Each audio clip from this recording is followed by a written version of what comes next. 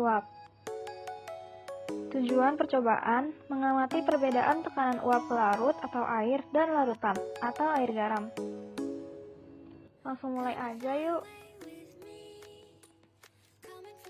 Yang pertama, kita siapkan alat dan bahan. Kita butuh 2 gelas, 2 tutup gelas, sendok, panci dan kompor, serta air dan garam.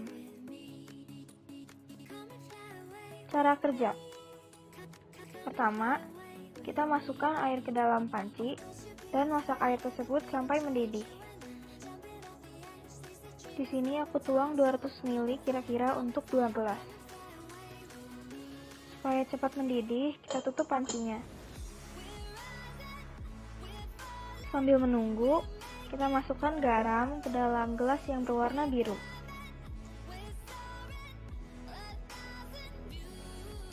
Airnya sudah mendidih.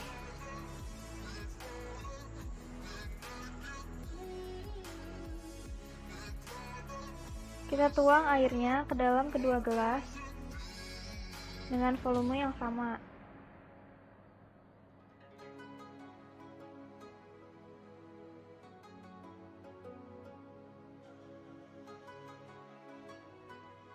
Kita aduk supaya larutan garamnya tercampur rata.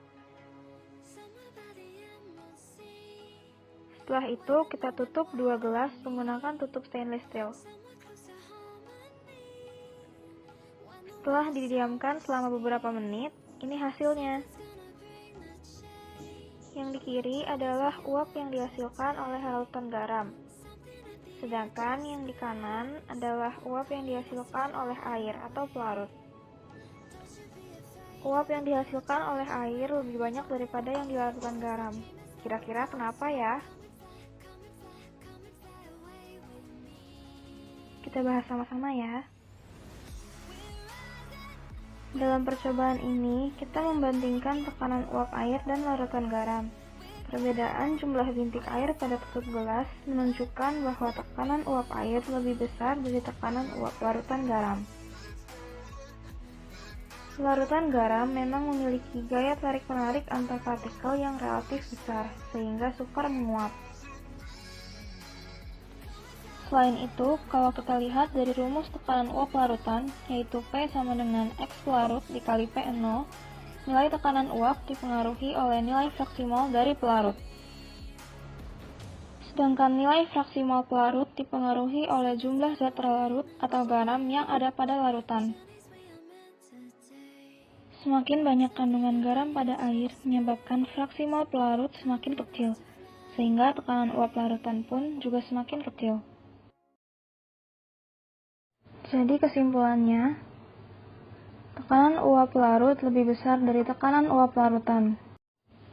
Terima kasih sudah mendengarkan. Judul dari percobaan ini adalah penurunan tekanan uap larutan. Tujuannya adalah untuk mengetahui perbedaan tekanan uap pada pelarut murni dan larutan. Alat dan bahannya ada 2 buah gelas, 2 buah tutup gelas, gula, dan juga air panas. Langkah kerjanya adalah pertama, tuang air panas ke kedua gelas ini.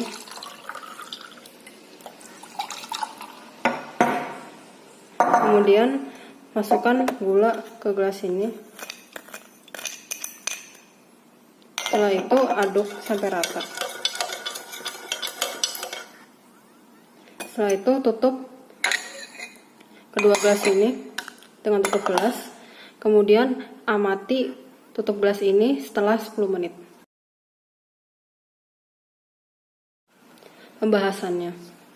Pada tutup gelas yang berasal dari larutan air panas, jumlah butiran airnya lebih banyak karena tidak terdapat zat larut dan uapnya tidak terhalang oleh molekul zat larut, sehingga tidak ada yang menghalangi zat larut untuk menguap. Hal ini terjadi karena gaya tarik-menarik antar molekul pelarut lebih kecil, sehingga larutan air murni lebih mudah menguap. Pada tutup gelas yang berasal dari larutan gula panas, jumlah butiran airnya lebih sedikit karena adanya penambahan zat larut atau gula. Molekul zat larut akan menghalangi zat larut untuk bisa mengalami penguapan. Hal ini terjadi karena adanya gaya tarik-menarik antar molekul pelarut atau air murni dan terlarut yang lebih besar, sehingga menyebabkan larutan ini lebih sulit untuk menguap. Kesimpulannya, penguapan pada gelas yang berisi larutan gula panas lebih kecil daripada gelas yang berisi air panas, karena terjadi penurunan tekanan uap di mana tekanan uap pada pelarut menjadi berkurang karena penambahan zat larut, yaitu gula.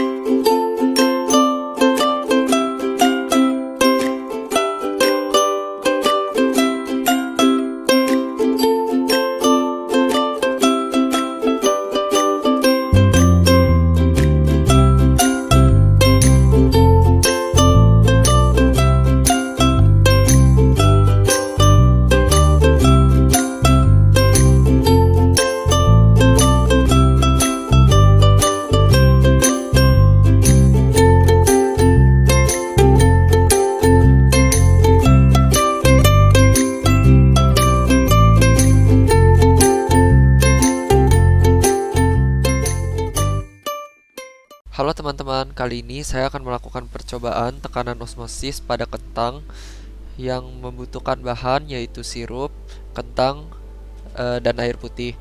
Dan alatnya adalah pisau, baskom atau kontainer, talenan, dan juga penggaris. Saya menggunakan pisau untuk memotong kentang agar alasnya rata. Lalu saya bolongi tengahnya untuk kita taruh sirupnya. Lalu saya akan menuangkan sirup ke dalam kentang setinggi 1 cm. Lalu kentang itu akan saya masukkan ke dalam kontainer dan saya isi kontainer tersebut dengan air setinggi 2 cm. Pada menit ke-15, sirup di dalam kentang memiliki ketinggian 1,3 cm, sedangkan air yang berada di luar kentang memiliki ketinggian 1,9 cm. Pada menit ke-30, sirup yang berada di dalam kentang memiliki ketinggian 1,5 cm, sedangkan air yang berada di luar kentang memiliki ketinggian 1,6 cm. Pada menit ke-45, tinggi sirup di dalam kentang berada di 1,6 cm, sedangkan air yang berada di luar kentang setinggi 1,55 cm. Pada menit ke-60, sirup di dalam kentang memiliki ketinggian 1,7 cm, sedangkan air yang berada di luar kentang memiliki tinggi 1,45 cm. Dari percobaan tersebut, kita dapat melihat bahwa air yang berada di luar kentang dapat berpindah ke sirup yang berada di dalam kentang. Hal ini dapat terjadi karena ada peristiwanya osmosis atau perpindahan zat cair ke kental melalui membran semi-permeabel sel kentang, karena air merupakan zat cair dan sedangkan sirup adalah zat kental.